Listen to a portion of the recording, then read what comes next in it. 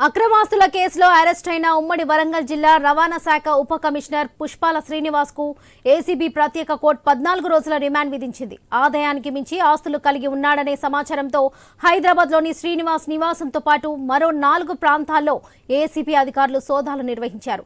4,04,00,000 అక్రమాస్తులున్నట్లు అధికారులు గుర్తించారు. దీంతో అతనిని అదుపులోకి తీసుకుని వైద్య పరీక్షలు నిర్వహించిన అనంతరం కోర్టులో హాజరుపరిచారు. న్యాయస్థానం 14 రోజుల రిమాండ్ విధించడంతో పోలీసులు ఖమ్మం జైలుకు తరలించారు.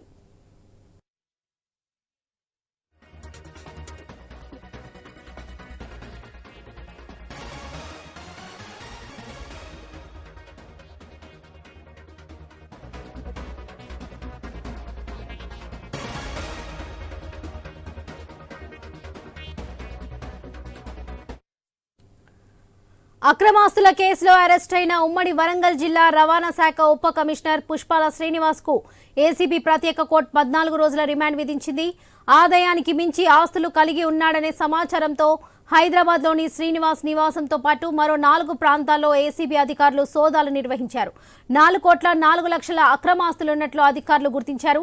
దీంతో అతనిని అదుపులోకి తీసుకుని వైద్య పరీక్షలు నిర్వహించిన అనంతరం కోర్టులో హాజరుపరిచారు. న్యాయస్థానం 14 రోజుల రిమాండ్ విధించడంతో పోలీసులు ఖమ్మం జైలుకు తరలించారు. ఇదే విషయానికి సంబంధించి మరిన్ని అప్డేట్స్ మన ప్రతినిధి ప్రశాంత్ అందిస్తారు. వరలక్ష్మి ఉమ్మడి వరంగల్ జిల్లా డీటీసీగా పనిచేస్తున్న పుప్పాల శ్రీనివాస్ ను 3 రోజుల క్రితం ఏసీబీ అధికారులు రైడ్ చేసి పట్టుకున్నారు.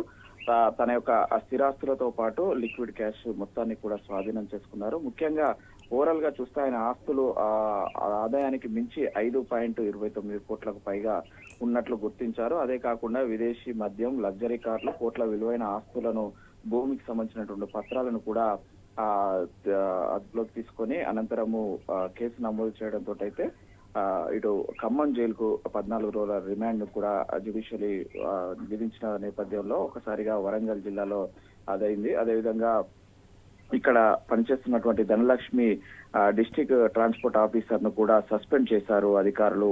ముఖ్యంగా ఇటు ఆదాయానికి మించిన ఆస్తుల కేసులో పుప్పాల శ్రీనివాస్ ఒకవైపు ఏసీబీ దాడుల్లో పట్టుబడిన నేపథ్యంలో అటు ఒకవైపు విచారణ జరుగుతుండగానే మరోవైపు అటు ఆ జిల్లా అధికారి అయిన మరొక మహిళా అధికారి కూడా అదే శాఖలో పనిచేస్తూ సస్పెండ్ కావడంతో అయితే ఒక్కసారిగా కలకల రేగుతుంది. ముఖ్యంగా పుప్పాల శ్రీనివాస్ గతంలో హైదరాబాద్ లో కూడా ఆర్టీఓగా పనిచేశాడు. అక్కడ పనిచేసినప్పుడు కానీ ఇక్కడ పనిచేసినప్పుడు కానీ తన జగిత్యాల నివాసమైనటువంటి 3 ప్రాంతాల్లో కూడా ఏకకాలంలో సోదాలు నిర్వహించి స్థిరాస్తులకు సంబంధించినటువంటి డాక్యుమెంట్స్ కావచ్చు, అదేవిధంగా 5.29 కోట్లకు పైగా మూలధనం ఉన్నట్లు గుర్తించి అవన్నీ కూడా హ్యాండ్ ఓవర్ చేసుకున్నారు. అదేవిధంగా ముఖ్యంగా ఒక అధికారిగా ఉండి లగ్జరీ కార్స్ కావచ్చు, విదేశీ మద్యం ఇంట్లో దొరకడంతో అయితే అధికారులు కూడా కొన్ని విషయాలు చూసి విసిపోయిన పరిస్థితి ఉంది వరలక్ష్మి. ఎందుకంటే ఒక సాధారణ జిల్లా అధికారి ఇంట్లోనే విదేశీ మద్యం కావచ్చు, విదేశీ లగ్జరీ కార్లు కావచ్చు, కోట్ల విలువైన ఆస్తులకు సంబంధించినటువంటి వివరాలు పట్టుబడడంతో అయితే ఒక్కసారిగా అధికారులకే ఏసీబీ అధికారులకే మతిపోయినంత పనైంది.